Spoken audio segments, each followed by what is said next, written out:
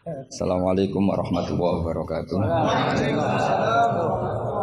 Rabbi zidni ilma warzuqni fahma amin ya rabbal alamin. Allahumma shalli wa sallim ala sayyidina Maulana Muhammadin wa ala alihi wa sahbihi asma'in amma ba'du. Ini para pengatur kiai yang semoga dimaafkan Allah. Karena ngatur kiai itu dosa itu. Jadi kalau senang kiai itu wajib, tapi kalau ngatur kiai itu dosa. Jadi semoga ini dimaafkan sama Allah.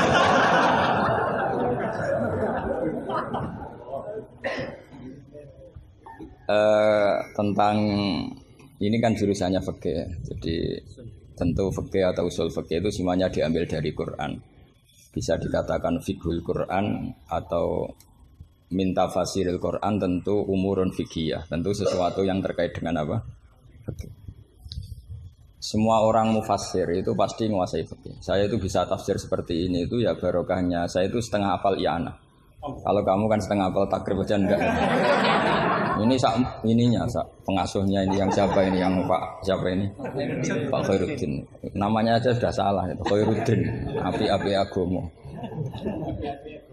Jadi kalau kamu mangkel sama Khairuddin, bocah kok nakal gitu. Itu kalau diterjemah api-api agomo kok nakal gitu. Jadi ya sudahlah, memang kekacauan itu khasnya dunia ini, jadi ya biasa aja. Begini saya beri contoh yang ekstrim ya. Jadi cara memahami Quran atau fikih itu kalau ingin paham serius itu cari sisi ekstrimnya. Itu pasti nanti kamu akan mau tidak mau. Misalnya bayangkan kenapa harus pintar mengemudi. Bayangkan kalau tidak pintar itu kecelakaan. Fikih juga gitu. Kalau kita tidak tahu fikih itu bayangkan paling ekstrim, yaitu tidak dapat ridhonya Allah Subhanahu wa ta'ala. Nah, kenapa demikian? Karena hadan nabiyyu, ini nabi adalah musyarri' atau yang punya otoritas syariat. Sehingga dengan logika itu kalau kita punya kaifiyatul ibadah, cara beribadah sing tukhalifu manhajar rasul, ya yang beda dengan apa? Manhajnya rasul, itu pasti masalah besar. Karena kita berarti musyarri' baru. Maka kritik terhadap qiyas, ini tak anggap mahatali semua. Kritik terhadap qiyas itu apa? Potensi sebagai apa? Musyarri'. Tapi kritik pada faham zahiri ini tak anggap mahatali betulan, karena yang mimpin sudah Khairuddin. Api-api aku. Kacau ini.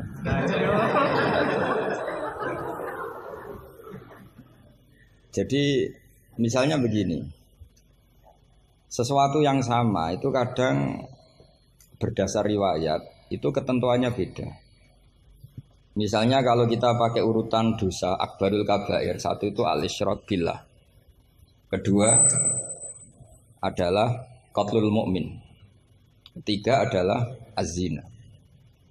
Tapi kadang-kadang untuk mengisbatkan seseorang musyrik atau mengisbatkan seorang itu sebagai qatil, itu saksinya tidak sebanyak zina.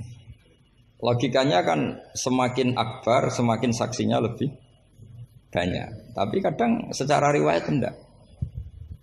Sehingga apa yang dikatakan agama? Menurut ahli hadis, ad-din huwa riwayah. Kalau menurut ahli hadis, agama itu riwayat. Karena kalau kita melogika, takut kita sebagai musyarri', sebagai penentu lain atau rivalitas dari Nabi dalam membuat aturan apa? Syariat. Oposisi ya kira-kira. Sehingga beragama itu harus riwayat. Nah karena beragama harus riwayat itu, saya termasuk orang yang ngapalkan hadis banyak. Saya tuh hafalan saya hadis itu banyak sekali. Bukan karena ingin lulus ma'adali, itu sudah ada ikhlas kalau ingin S1 barang itu. Tapi ya gak apa-apa, gak ikhlas juga gak apa-apa. Semoga dimaafkan Allah. Tapi saya hafal hadis itu bukan niatnya kayak jenengan ingin jadi apa? S1 terus guru TPQ nanti itu ketemu banyak ustazah yang cantik, itu enggak benar itu niat itu. Tapi memang aturannya seperti itu. Saya beri sekian contoh. Kalau agama itu tidak selalu mengikuti logika kita. Saya beri contoh sosial saja yang mungkin ada ini mic-nya kok terlambat kenapa? Ada yang lebih bagus. Ini adalah setelannya. Coba bawa dengan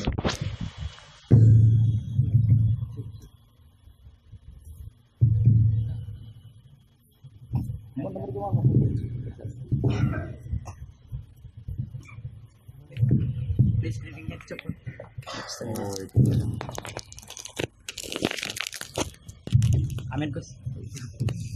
Oh, ini pengatur dia. Ini ikhlas. Oh, ini ikhlas katanya. Bismillah, saya teruskan. Saya memberi contoh logika sosial karena ini yang paling mungkin dalam perdebatan ijtihad.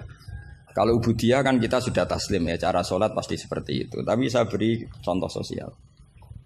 Menurut Anda jujur itu baik apa enggak? Kita pasti mengatakan jujur itu baik. Tapi kebaikan jujur menurut agama itu harus berbasis halal dan haram. Begitu juga senyum, begitu juga komitmen, itu setelah halal haram. Tadi saya sudah bilang sama Gus Hasan Sadili, akhlak itu di bawah hukum. Andai kan senyum itu ibadah, itu orang-orang nakal yang rayu lelaki hidung belang, itu semuanya tukang senyum. Kadang ustadzah sering merengut, karena kurang bisyarah atau apa, tidak tahu. Nah, nanti kalau senyum itu ibadah, berarti mereka lebih sering ibadah, karena sering senyum. Itu kalau sampean maling tidak konangan, lapor ke pimpinan, mesti dianggap, wah kamu bagus. Karena maling tidak konangan. Tapi ya bagus dalam konteks maling. Kamu judi kemudian kalah, kamu bayarkan sama yang menang. Kamu ya dipuji, pejudi yang baik. Karena berkomitmen. Nah kita tidak pernah tahu sebetulnya kata baik itu harus berbasis syariat. Sehingga kita tidak pernah muji senyum itu baik, berkomitmen itu baik, kecuali ba'da'an wa faqadzalika kullu syariat Rasulullah Shallallahu Alaihi Wasallam. Sehingga istrinya Nabi itu diajarin syariat itu beda dengan logika. Jadi kalau mbak-mbak ini yang cantik itu sering senyum sama Ustadz ini Pak Khairuddin itu haram. Karena dia pasti GR dianggap cinta. Nah, itu kesunatannya merengut. Itu secara agama kesunatannya itu merengut. Apa bahasa Maduranya merengut tuh? Maro. Saya beri contoh, tidak betapa agama itu riwayat. Ya nisa an-nabi lastunna ka ahadim minan nisa. Ini taqaitunna fala takhdu'na bil qauli. Fayatma alladzi fi qalbihi marad. Wahai para istrinya Nabi, jika kamu ngomong sama lelaki lain, fala takhdu'na bil qauli, jangan terlalu sopan. Takhdu'na itu dari kata khudu. Karena kesopanan seorang perempuan cantik pada lelaki yang enggak benar itu mesti ditafsirkan yang macam-macam. Jadi kalau mbak-mbak cantik bilang, monggo Pak Ustadz Khairuddin mampir ke saya. Wah pikirannya, meskipun Ustadz itu mesti pikirannya kemana-mana. Padahal tujuannya mbak-mbak itu mau tanya bab istikhadah. Tapi ini mesti enggak Khairuddin lagi pasti. Sudah agak-agak Saruddin. Sudah otomatis.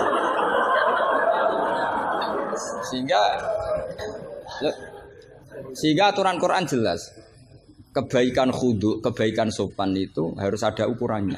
Karena takutnya fayatma alladzi fi qalbihi marad. Orang yang hatinya sakit melihat senyumnya perempuan yang niatnya sopan sekalipun ditafsirnya yang macam-macam.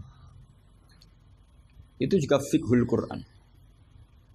Makanya basis kita adalah mengenali fikih itu halal haram dulu secara riwayat. Seorang lagi secara riwayat, jangan secara akal. Kalau selalu pakai akal, mungkin kita naif. Misalnya begini, ayam yang menurut misalnya pakar kesehatan dianggap terindikasi flu burung. Sementara bekecot yang menurut mazhab Syafi'i haram, kemudian malah ditetapkan sebagai makanan bergizi. Andai kan kamu jadi mufti yang mengikuti ilmu ahli gizi atau kedokteran, kamu mengatakan apa coba? Terus kamu sok ahli usul fikih karena Mahatali baru masih seneng-senengnya dalil al-hukmu yaduru ma'ilatihi wujudan, masih amatiran masih. Wah ini bekecot ini illatul hukmi sudah naf'u ya, memberi manfaat. Yang sementara ayam itu doror karena apa? Mengandung apa? Flu burung. Wah berarti yang bekecot halal, yang ayam haram. Kalau kamu bilang gitu kan taqabbalallahu minna minkum. Bisa dicoret dari daftar dai. Kalau saya seperti yang dikatakan MC, saya tidak pernah takut suatu saat tercorak apa tidak pernah takut. Karena kita sudah biasa belajar ilmunya wali. Artinya belajar ilmunya wali ya nomor satu cari ridhonya Allah. Saya tidak pernah ingin terkenal. Dan kalau saya terkenal kok termasuk dosa yang menterkenalkan karena saya tidak pernah.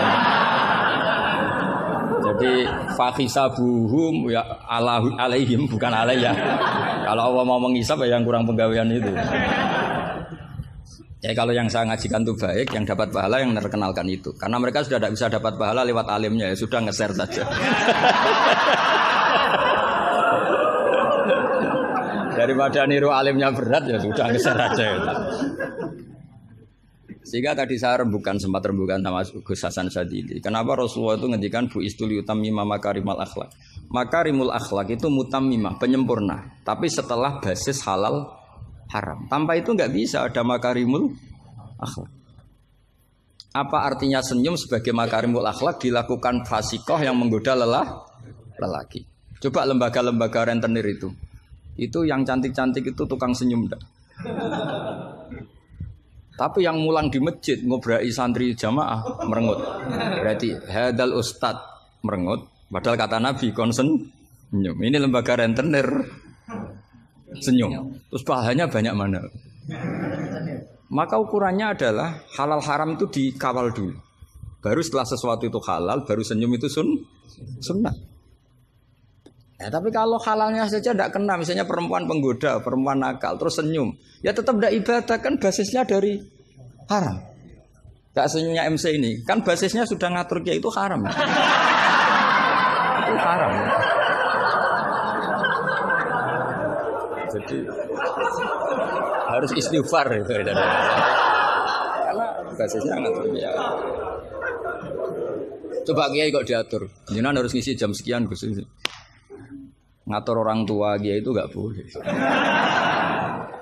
Nggak ada dalam akhlak apa taklim mutalim kiai boleh apa? Diatur nggak ada. Makanya ini sebagai percontohan. Saya tahu anak-anak di sini ingin ngatur saya habis isya. Tapi supaya kamu dosanya tidak kebanyakan.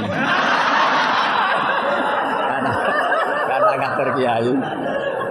Nah, saya minta ngaji sekarang. Ternyata sampean nurut. Semoga ini kafarah.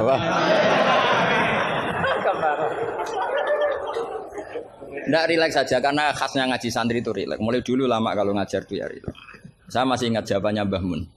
Aku itu sering dikritik orang. Kata Mbah Mun, saya sering dikritik orang kalau ngaji itu guyon. Kamu tahu kan Syekhina Kiai Mbah Mun kalau ngaji kan sering guyon. Banyak kiai khusyuk yang kritik saya. Kiai kok kalau ngaji guyon. Kata Mbah Mun gini, yang nggak bisa guyon itu karena ilmunya pas-pasan. Jadi melihat kitab itu sudah meruntus itu, sudah grogi. Jadi nggak ada waktu untuk guyon. Jadi roh kitab, apalagi dilihat orang banyak, ilmunya kan pas-pasan. Itu pasti nervous dulu itu. Jadi justru kiai guyon itu bukti alim karena masalahnya selesai. Lo coba kalau kamu udah alim ngaji, mbok ahli guyon kayak apa bisa guyon ndak? Oh meriang ini ya jibu taya jibu ini. Sudah pusing. Ini ala kulli mukallafin apa mukallifin sudah pusing lagi. Lama-lama tadi faman mongko sapane wong saraka nyolong sapa man albedo tak ing anduk. Sampai muridnya bingung. Pak, saya punya anak endok. Karena ejaan Latin itu kalau tulisan pegon itu anduk sama endok itu sama. Dia bacanya albedo itu bukan endok tapi apa? Anduk. Terus kata kiainya karena enggak mau kalah. Kan sama, nyuri telur ya haram, nyuri anduk ya haram. Karena nggak mau kalah ya. Karena temanya mencuri apa? Mencuri endok sama andok kan sama-sama haram. Yang repot walillahi mulkus samawati wal ardi, Allah punya langit wal ardi lan bom. Karena dia bumi, dia bacanya bom. Ketika diprotes ya sama. Langit dan bom kan ya sama milik Allah. Wah ya repot. Ada orang seperti itu. Jadi untuk mengkaji fiqhul Quran itu pastikan status halal haramnya dulu. Tanpa itu basis makarimul akhlak tidak bisa. Seperti tadi, kesunatan senyum bagi seorang perempuan itu harus berbasis halal pada orang yang halal. Kalau ndak ya tadi fala takhdu'ana bil qauli fayatma alladzi fi qalbihi marad. Kalau istrinya Nabi saja punya aturan nggak boleh senyum-senyum baik-baik sama lelaki yang nggak jelas-jelas begitu, apalagi yang nggak istrinya, itu sudah tak tafsirkan. Dia tadi mbak-mbak yang senyum pada Ustadz Khairuddin mau tanya istikhadah tapi mesti GR-nya ini, wah berarti seneng saya. Itu kan parah. Itu fayat ma'alladzi fi qalbihi marad. Kalau marodonya santri paling banter ingin dinikah. Kalau marodonya orang nakal kan lebih dari itu keinginannya itu. Nah makanya ngaji fikih itu harus minimal itu ya mu'in, i'anah itu setengah hafal. Kenapa saya syaratkan setengah hafal? Kata ulama-ulama, belajar ilmu itu gampang. Kata beliau-beliau itu at-ta'ahul lil torfi, ya, belajar sebagian tapi sampai ta'ahul, sampai ahli betul. Semal ihtidak bibagihi. Kemudian dari kamu ahli itu pola-polanya akan kamu ketahui. Karena ilmu itu mesti polanya sama. Ya polanya itu sama. Misalnya begini, hukumnya bohong itu apa? Tidak sama jawab, hukumnya bohong haram. Lah itu termasuk amatir teman. Belajar usul fikihnya apa? Keliru. Kalau kamu jawab bohong itu ada yang wajib. Ada perempuan mau diperkosa sama orang fasik, lari sembunyi di rumah kamu. Terus orang fasik tadi tanya ke kamu, apa ada perempuan ke sini? Kamu wajib bohong atau wajib jujur? Wajib bohong. Makanya ini salah asuh ini mesti dulunya. Maka kalau dalam analisis usul fikih al-kitsbu ya'tarihil ahkam al-khamsah. Dalam bohong pun ada ahkam al-khamsah. Dan itu Nabi sudah memberi isyarat. Tidak termasuk bohong orang yang mendamaikan dua kelompok. Ada sekian contoh yang bohong itu enggak dihitung dosa. Makanya hadad din ini butuh riwayat. Kalau menurut logika bohong itu haram. Tapi misalnya ada seseorang fasikoh, misalnya lonte nakal, janjian sama hidung belang. Malam ini tak booking, kamu tak bayar. Itu wajib nepati apa wajib ingkar itu, Pak? Kalau kamu bilang nepati janji itu wajib, berarti ini wajib. Maka sudah saya bilang tadi, saya bukan sama Gus Sadeli. Coba ajarkan bahwa baiknya nepati janji, baiknya senyum itu harus berbasis halal dulu. Kalau senyum yang melakukan perayu fasiko, ya jadinya haram. Nepati janji yang melakukan fasiko, ya jadinya haram. Karena janjian untuk melakukan perzinahan misalnya. Nah ini kamu harusnya fikihnya Mahatali harus seperti itu. Jangan nurut Pak Khairuddin, ini amatir. Masalah. Masa kenal saya baru ini sudah ngatur. Ini harus sepakat, yang ngatur kiai itu dosa. Wong guru saya aja jarang ngatur saya, kok orang lain ngatur. Itu Mbah Mun kalau nimbali saya mesti bahak takoki, nak pas nganggur kontrine. Ini ndak ngundang tanggalnya, jamnya diatur. Semoga Allah mengampuni.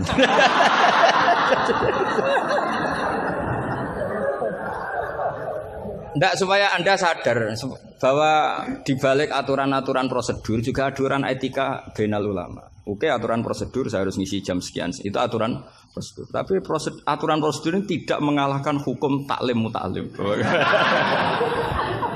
Makanya semoga ngerubah jadwal ini bagian dari kafaroh ya. Amin. Saya teruskan ya. Jadi fikih itu harus Anda itu harus setengah hafal. Ya minimal takrib mu'in. Nah, barokahnya setengah hafal ini kamu punya basis. Basis, kalau basisnya kuat nanti bisa ihtidak ila bagihi. Misalnya begini. Kalau kamu maknani qasrus salat itu apa? Coba. Enggak, jawab saja. Meskipun amatir jawab saja. Qasrus salat. Apa gurunya yang tak tanya? Nanti kalau enggak tahu malu kan. Ya kalau murid enggak benar kan pantas. Meskipun nanti enggak benar saya nyalakan gurunya juga. Coba jawab, qasrus salat itu apa coba? Loh iya, maksudnya gimana? Dari 4 menjadi 2. Kalau dari 3? Enggak kan? Dari 2 enggak bisa. Itu pengetahuan standar ya. Pengetahuan standar. Amatir masalah. Tapi cukup lah. Cukup untuk ngelamar anak Pak Kaji itu sudah. Tapi sebetulnya ada qasrus salat yang makna lain, yaitu minal wujub ila tarkil wujub, atau minal haram menjadi tidak haram, atau minal ibtal atau mubtilat menjadi tidak mubtilat.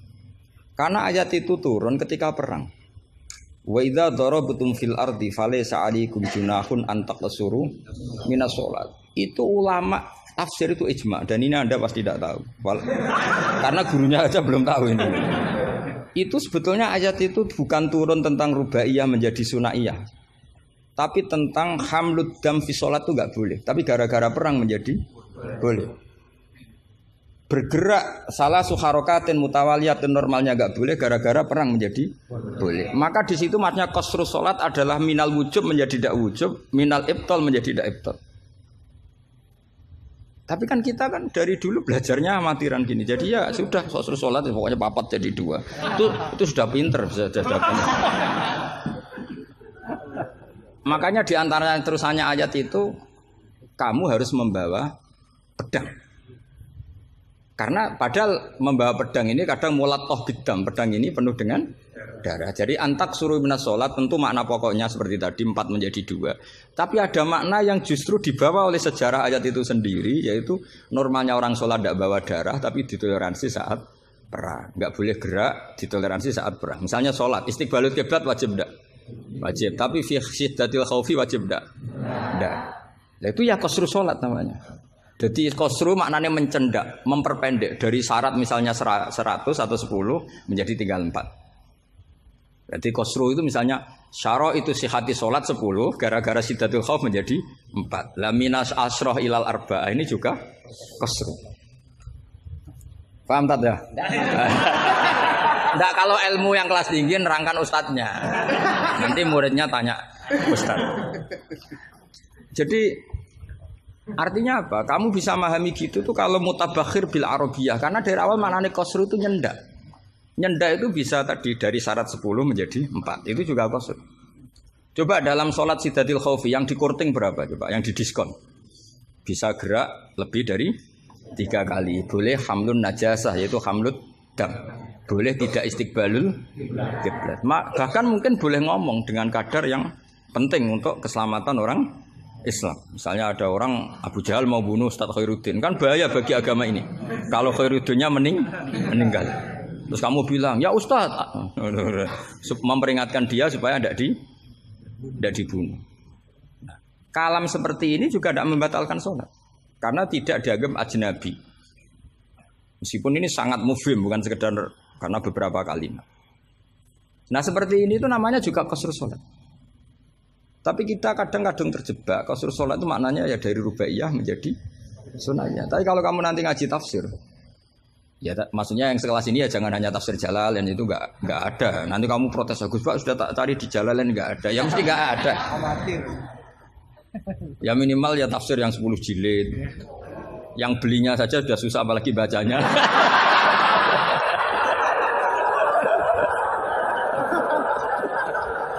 Ya kan, yang belinya aja sudah susah apalagi bacanya. Tapi kan sekarang ada. Nah, kalau pakai Maktabah Syamilah itu kitab bakhil itu namanya. Orang kok gak mau modal itu. Beli HP 3 juta mau, pas mau beli kitab hanya pakai Maktabah Syamilah. Itu berapa harganya? 20.000. Itu kriminal menurut saya itu. Untuk calon ulama itu masalah. Karena kalau tradisinya ulama kan baca kitab, ditakriri, dibandingkan, terus dimuqabalahkan. Nah kalau kutubu Maktabah Syamilah mau kamu takriri gimana? Apalagi nyuwun sewu kalau ada tahrif atau apa kita ada ikut tanggung. Saya itu punya kitab Ihya itu kalau enggak 5-6 dari beberapa percetakan yang beda. Karena takut kadang tahrif. Apa? Tahrif itu potensinya begini. Makanya saya sarankan kalau Anda ingin mengkaji tafsir itu minimal i'anah itu setengah hafal. Karena dari hafal, kenapa saya milih i'anah? Karena qoribu ahdin bina, dekat sekali dengan kita. Misalnya sanad saya, misalnya saya Mbah Mun, Mbah Karim, Mbah Hashim pernah ngaji Syekh Mahfud Termas ngaji Sayyid Abi Bakar Sato, Sahibul i'anah. Kalau saya sanad dari keluarga saya, malah mbah saya kandung, itu pernah ketemu sama Sayyid Abi Bakar Sato, pernah ngaji. Kalau sanad guru memang saya harus muter sampai 5. Di sebelah kiri juga sama. Mbahnya istri saya namanya Mbah Murtado sama mbahnya Mas Kamil itu pernah ngaji Sayyid Abi Bakar Sato. Sama saya tak cerita. Misalnya begini, ada kitab itu membuang la, dengarin ya, membuang la.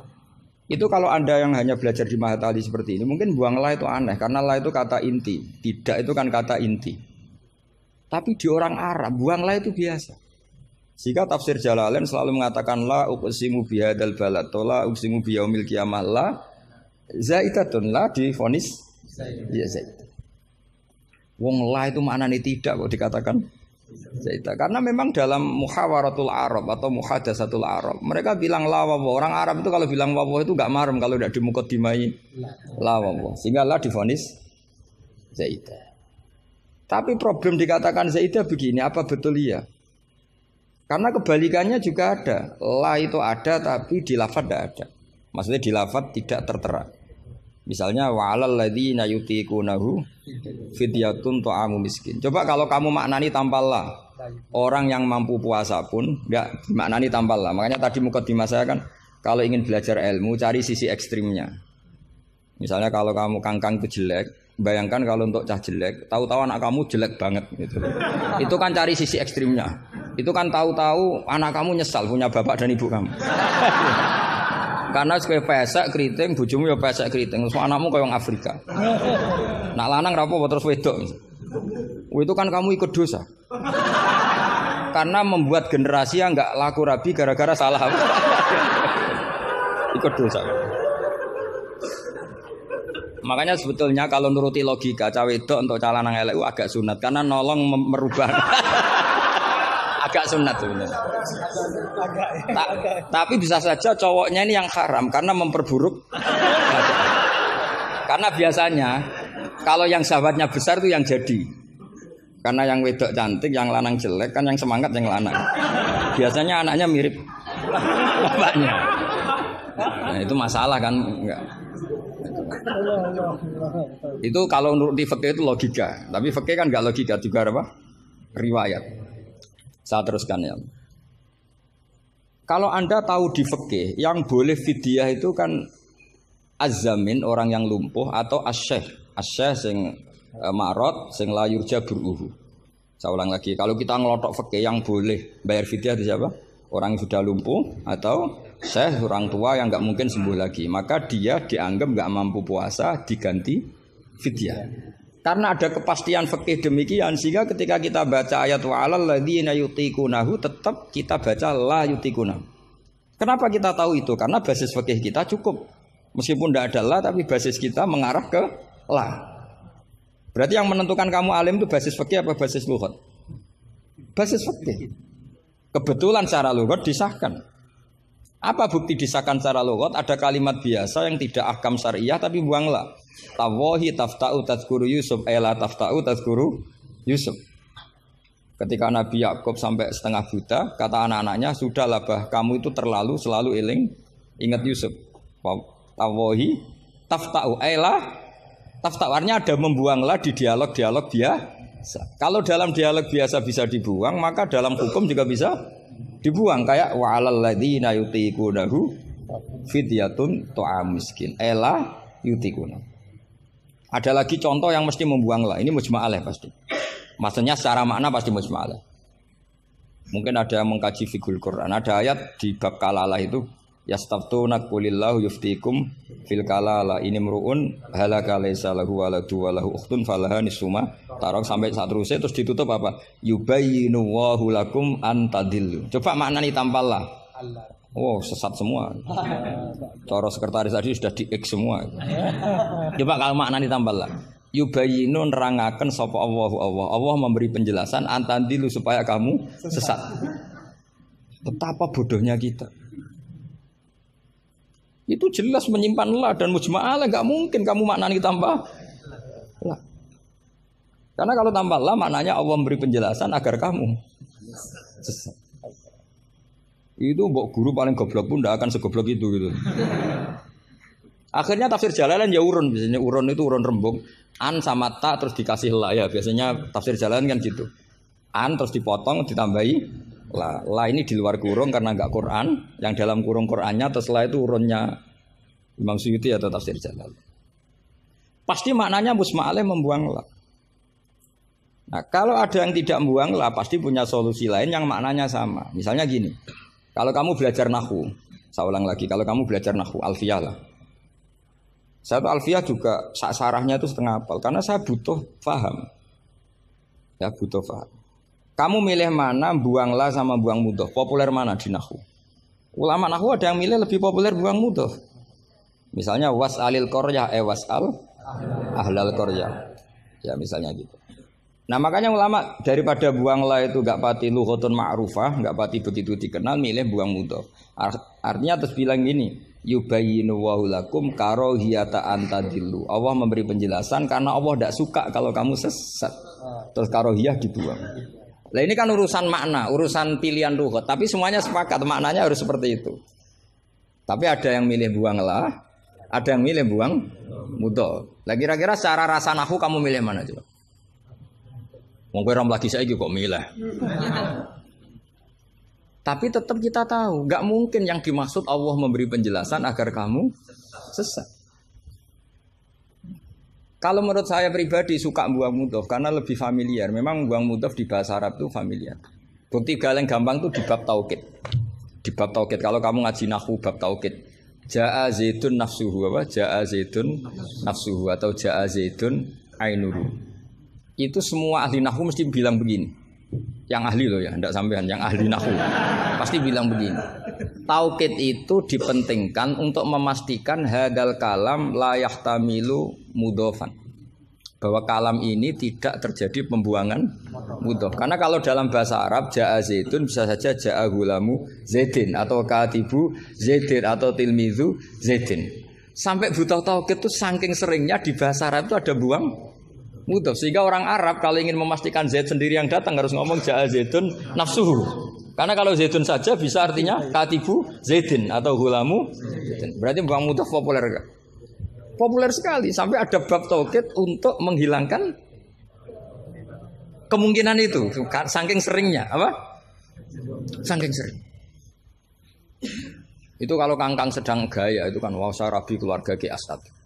Baru tanya, keluarga yang mana? Ponakannya apa cucunya? Enggak, candalem enggak. Karena gue gaya-gayanan kan harus ngomong seperti itu. Nah, sehingga dalam level ekstrim ilmu kalam atau ilmu tauhid, saya ulang lagi, saya mukadimahnya tetap sama ya. Cari sisi ekstrim dalam mengkaji satu ilmu, ya cari sisi ekstrim. Misalnya kalau kita tidak buang mudhof, kamu bisa nggak maknani ini secara ilmu kalam atau ilmu tauhid? Wajah Rabbu kawal malaku soffan. Coba maknani tanpa buang mudhof. Kaya Allah kaya dirijen. Wajah alan teko sapa Rabbuka pangeran sira wal malaikatu lan wal malaku lan malaikat oleh teko soffan hale baris-baris. Dadi sok kiamat itu Allah berbaris. Kriminal enggak kalau dalam ilmu tauhid seperti itu? Kriminal kan karena di sini ada tasbihu wa bil khalqi, menyerupakan Allah dengan makhluk. Atau ayat yang lebih ekstrim lagi. Hal yang zuruna illa satruse illa ayatiyahumu wa fi dzulalim minal ghamam. Allah datang di segumpalan awan. Coba kalau maknani tanpa buang mudhof. Berarti kan ada takayuf membayangkan Allah itu kayak makhluk. Jadi bayangkan kiamat Allah baris di depan sebagai pimpinan baris, terus malaikat di wong ayat terus dalile qala ta'ala wa ja'a rabbuka wal malaku iku salah maknane tak goblok wonge kan gitu mesti orang itu. Sehingga mau ndak mau kita takwil. Rabbuka di sini rasulu rabbik. Sama lihat di tafsir ahli sunnah wal jamaah. Rabbuka rasulu rabbik atau amru rabbik. Saat itu datang perintah Tuhanmu yang mengharuskan para malaikat berbaris. Bukan Rabbuka dengan arti zat. Karena Allah sebagai zat la yahullu fi makanin. Allah wajib mukhalafatul hawadits. Nah, kalau Mahatali mau mengkaji fikih itu juga harus mengkaji lughat. Saya itu mengkaji kitab usul fikih banyak, Lubul Usul, Jamul Jawami. Itu di separuh akhir pasti tentang lau itu kayak apa, inna kayak apa, ka'anna, ya Mbak. Nah orang yang kebangetan berarti khatam aja. Karena nggak bisa kita mengkaji usul fikih tanpa tahu aturan-aturan lughat karena ilmu itu didapatkan dari Quran dan Quran adalah wa innahu latanzilu rabbil alamin nazala bihir ruhul amin ala qalbika litakuna minal munzirin bilisanin arabi mubin. Jadi hadal Quran al-lisanul arabi. Kamu enggak tahu lughat enggak bisa. Makanya pernah ada khotib amatir, ya tentu khotib ini amatir. Kalau ketemu saya pasti tak PHK atau tak penjara lah. Bukan sekedar tak PHK tapi tak penjara. Itu ada khotib amatir mendalil ketika khutbah. Yaitu dia mungkin saking gobloknya atau khotib pesenan karena nggak tahu lah pokoknya. Atau ya baru habis dimari istri jadi goblok. Karena penyumbang kegoblokan para kiai itu istrinya kan. Itu sudah jelas. Itu kata Pak Said itu. Mbok kiai pinter kaya apa, profesor pinter kaya apa. Ini kalau kata Pak Hasyim Muzadi itu masyhur ya. Ini ada ponaknya ya. Banyak profesor yang menjadi goblok karena apa? Istrinya. Jadi sudah belajar teori macam-macam pas mau ke kampus dibentak istrinya. Itu sudah di kampus blank. Hilang gitu. Kiai juga gitu, ilmu sudah disiapkan mau dibentak sudah tuntas. Itu saya punya cerita dari bapak. Dulu para kiai itu pernah ngaji di dalam di rumah. Bareng kiai itu biasanya kalau pas latihan kiai itu rezekinya kan belum lancar. Karena ya biasalah diuji sama Allah. Dia agak-agak miskin atau ya miskin betul memang. Itu istrinya kan marah-marah. Ya, karena ngajinya di rumah itu sampai istrinya santrinya tuh dengar. Yus kono anakmu pakani kitab, maksudnya itu. Wong wayahe blonjo kok tetep ngaji gitu. Akhirnya terus kiainya bilang, "Wis ngaji ning pondok, ngaji ning pondok." Jadi kiai ngaji di pondok itu karena tragedi itu awal. Itu awal peralihan dari rumah ke pondok. Semenjak itu kayak jadi mujma'ah kalau ngaji di pondok saja. Ya, karena itu tegangannya lebih aman. Jadi kalau ada kiai kok berani ngaji di rumah jam belanja, apa? Kalau habis sisa enggak keren. Karena istri sudah mandi, sudah aman semua. 6:30 pagi. Jadi kalau ada kiai berani ngajar di rumah jam-jam belanja itu tak puji. Apalagi berani di istri kedua, oh tambah hebat. Tambah hebat. Ya. Ada yang berani? Terus nggak ada masalah? Apa ada masalah disembunyikan? Banyak pasti banyak. Saya teruskan. Di sini ada yang hafal Quran santri kamu? Ada. Gurunya hafal nggak? Itu masalah. Bid'ah itu termasuk. Muridnya hafal, gurunya enggak. Si khotib tadi dalil begini. Wala tangkihul musyrikati hatta yu'min. Yaitu tentu nakah itu hanya muta'addi 5 fulin wahid. Ya saya ulang lagi, nakah itu muta'addi 5 fulin wahid. Yang binafsihi ya. Yang apa? Binafsihi. Kamu harus belajar nahwu. Saya bisa tafsir seperti ini ya barokahnya saya pernah nakriri alfiyah, saya pernah. Sampai sekarang saya itu masih belajar ilal. Kamu jangan kira saya sampai sekarang itu masih belajar ilal. Karena saya tahu ilmu ini sudah mau mati. Karena yang Mahatali aja tidak mesti bisa, apalagi yang enggak. Padahal maknanya Mahatali itu apa? Kelas tinggi. Buat tinggi bingungnya, buat ilmunya ada tahu. Al-ali fitahayyur au fil apa ada tahu. Alinya kan kalau dalam ilmu balaghah kalau makmul dibuang itu umum, jadi nggak jelas al-alifi apa kan nggak jelas, karena makmulnya dibuang. Jadi ini bukan saya gojlok, memang secara ilmu balaghah gitu. Kalau makmul dibuang itu umum. Jadi harusnya sampean tanya, Pak ini ali apanya Pak? Ali ilmunya apa ali? Karena tadi kadang santri itu nggak berani boyong. Saya pernah punya cerita unik dari Mbah Mun. Kiai itu latihan, jadi kiai itu latihan. Kata Mbah Mun gini, saya itu pernah husnudzon sama santri yang kalau pereinan itu tidak pulang. Itu Mbah Mun anyaran kiai itu dipuji, wong pereinan kok tidak pulang, berarti capek, sergep itu. Tapi Mbah Mun itu betapa kecewanya ketika santri itu dipanggil, "Cung, pereinan kok tidak pulang kenapa?" Nah ning omah kan ngarit, Mbah.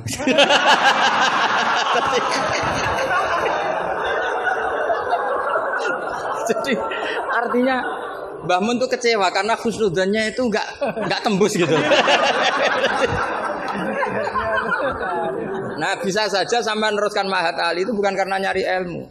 Ning omahe wopo gitu.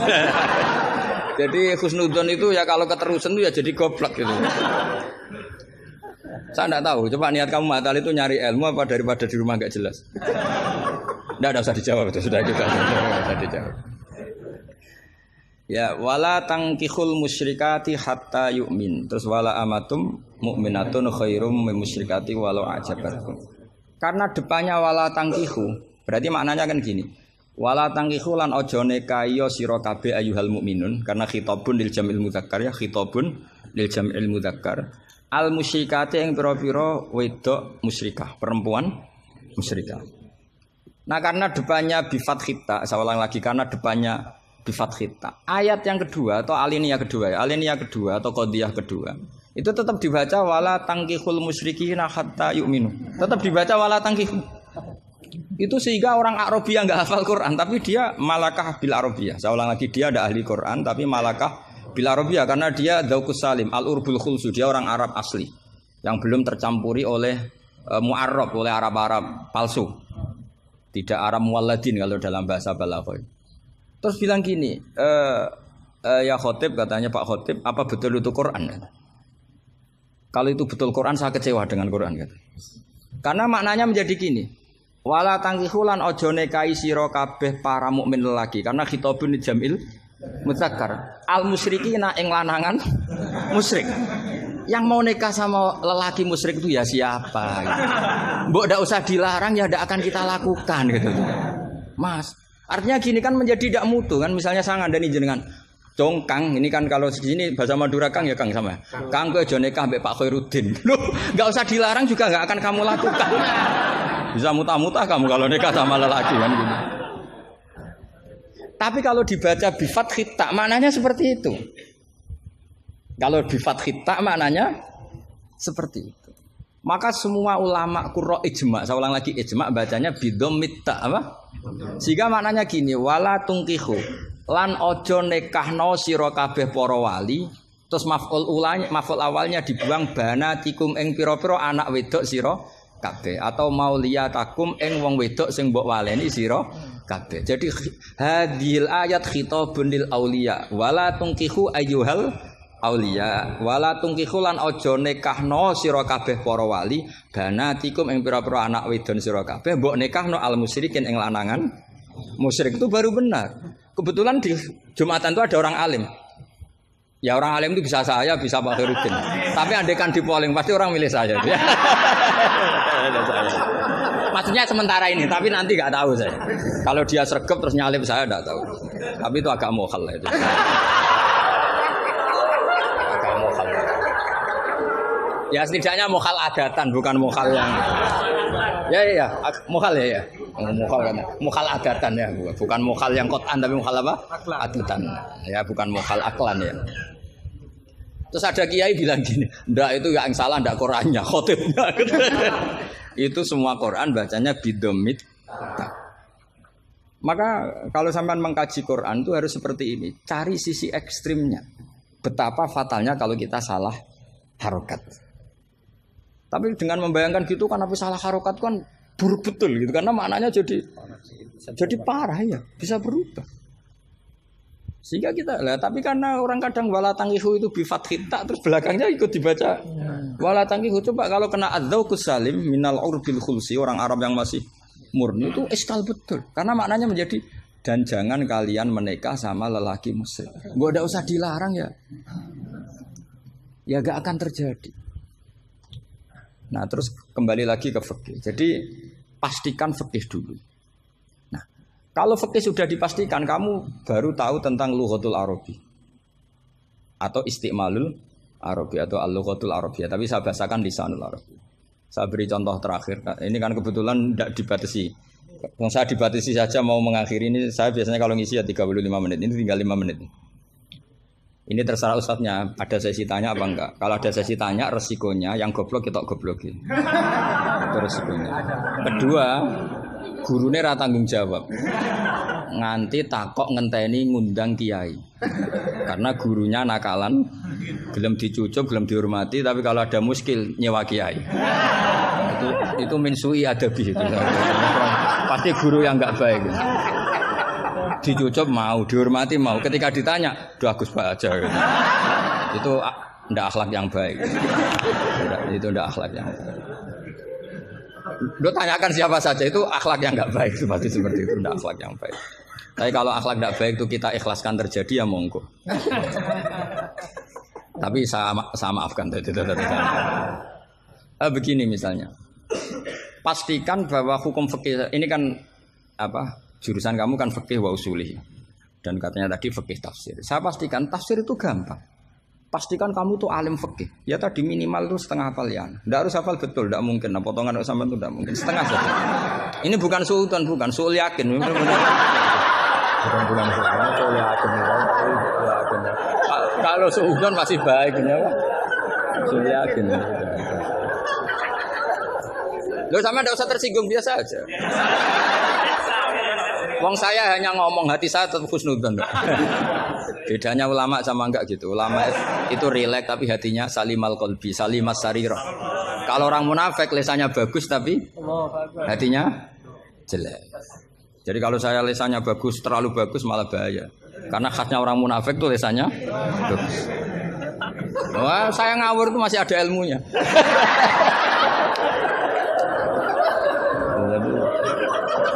Saya ngawur sama kamu tidak ngawur itu masih benar saya ngawur.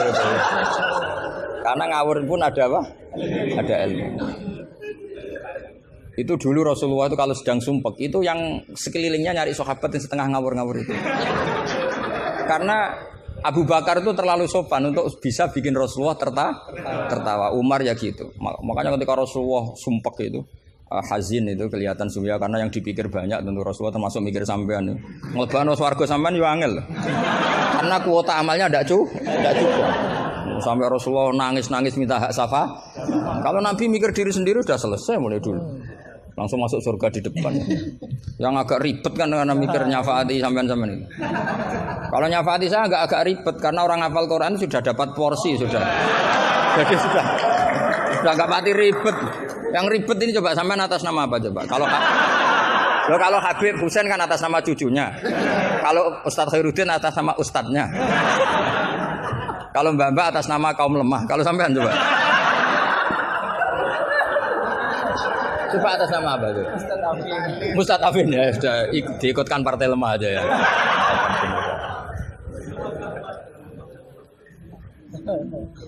Saya teruskan ya. Pastikan hukum itu secara fikih. Apa? Kalau secara fikih kamu sudah hafal, nanti menakwil Quran, takwil itu bisa maknanya tafsir, bisa maknanya tahmil. Nanti saya jelaskan. Itu pasti gampang. Misalnya begini. Muharramatun nikah itu ada berapa coba? Kan ada 7 yang bin nasab. Ya muharramat itu kan ada 3 sebenarnya. Muharramat bin nasab jumlahnya berapa? 7. Ada muharramat birodok jumlahnya juga 7. Ada muharramat bil musoharah karena bisanan. Ya karena apa? Terus yang terakhir ada haram min haitsul jam'u tapi tidak min haitsun nikah. Ya haram min haitsul jam'u tapi tidak haram min haitsun nikah. Kayak kamu nikah mbaknya otomatis enggak boleh nikahi adiknya selagi masih sah dengan mbaknya. Makanya nunggu mbaknya mati jadi urusannya. Itu kalau mbaknya mati betul nggak tahu saya itu. Semoga nggak karena apa-apa takdir. Tapi kalau adiknya cantik mbaknya jelek kok mati dulu. Itu kasat reserse bisa nyelidiki itu.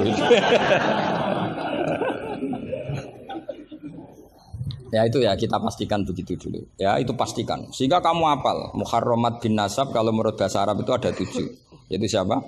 Ummahatukum khurimat alaikum ummahatukum wa banatukum wa akhwatukum wa ammatukum wa kholatukum wa banatul akhi. Jadi kalau orang Arab bilang itu 7, tapi kalau orang Jawa cukup 4 apa?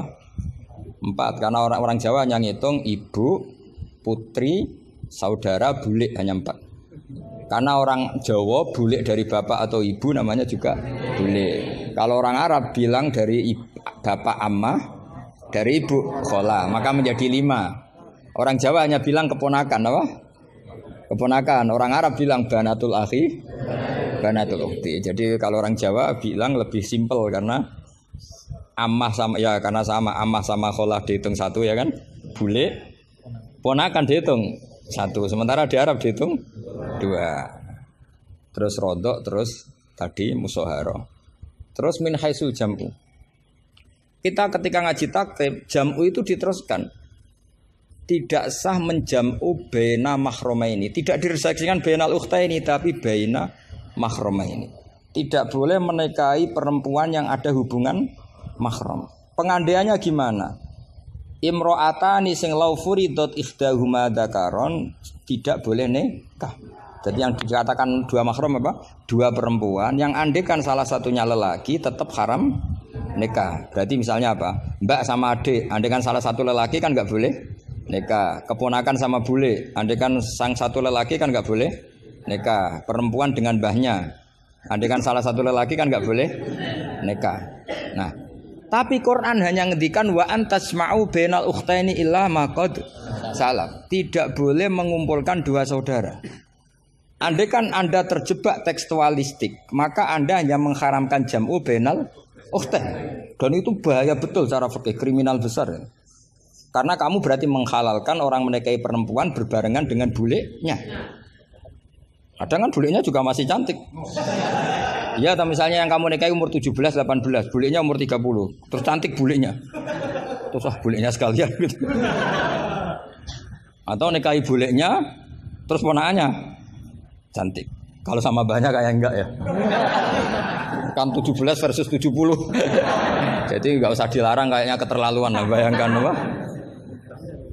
Al-jam'u bainal mar'ah wa jaddatiha. Itu nunggu kelainan maksudnya itu.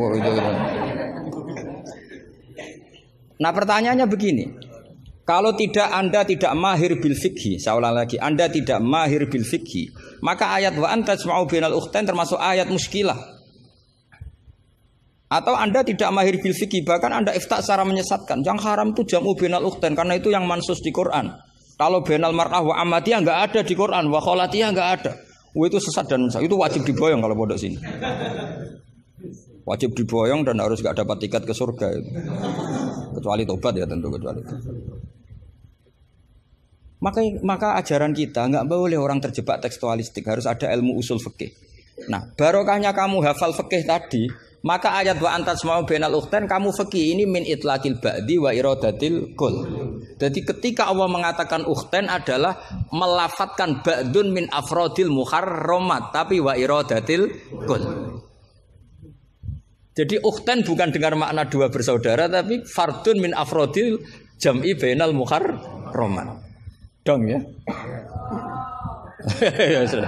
Jadi coba, artinya kamu bisa maknani itu karena kemahiran dalam fikih, sehingga tidak terjebak bainal ukhtain.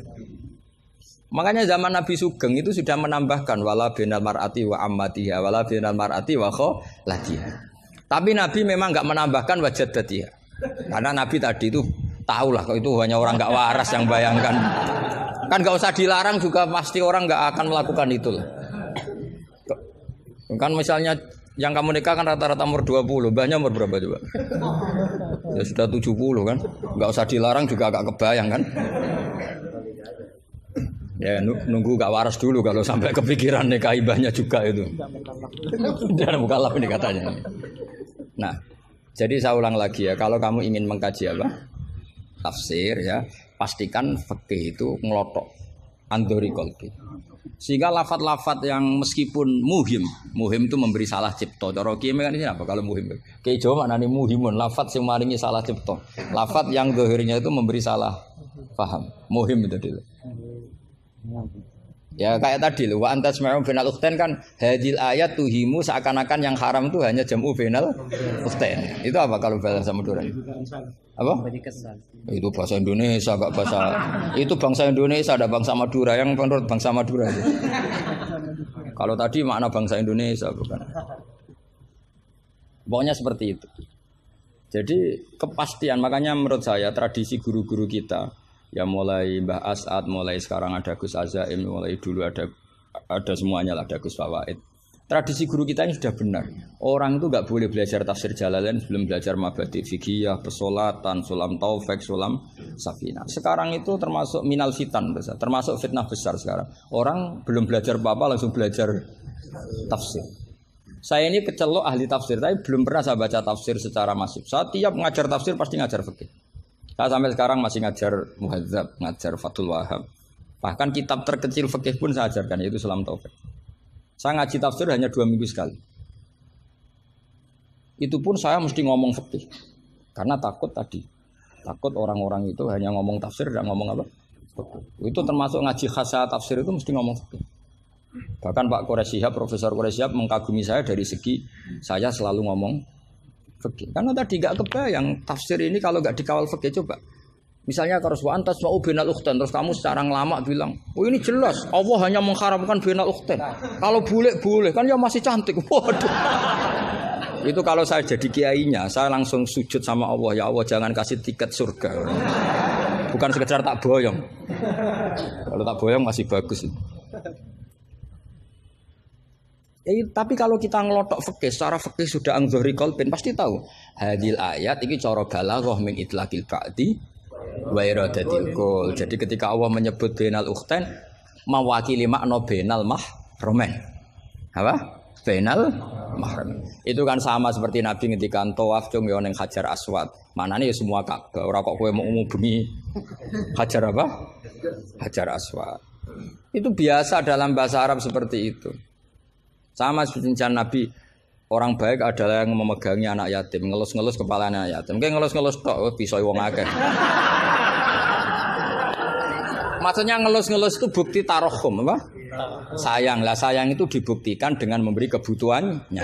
Jadi ngelus-ngelus itu ya sambil ngasih 50.000 atau ngelus-ngelus tok ya repot. Iki kiai aneh cah yatim dikumpul kok. Dilus-lus tok karena hadisnya mau masyhur sil yatim. Ya ada seperti itu. Mashu wa ibaratun anit tarohum. Wa tarohum ya min ayakuna infaqon aw ghaira infaq. Ya harus seperti itu mau ndak mau. Kan makanya terus di pondok-pondok diajarkan balaghah. Kalau enggak diajarkan balaghah repot. Coba kalau kamu enggak ngaji balaghah. Ayat ini maknanya nek kamu masuk neraka, tak jamin masuk neraka. Nanti tak pesankan Imam siapa? Malaikat Malik ya, bagian ngurusin neraka. Tak suruh mendaftar di depan gitu kan. Coba kamu maknani tanpa balaghah. Yukhadi'una wa huwa khadi'uhum coba. Yukhadi'una bodoni sapa wong akeh Allah ing apa.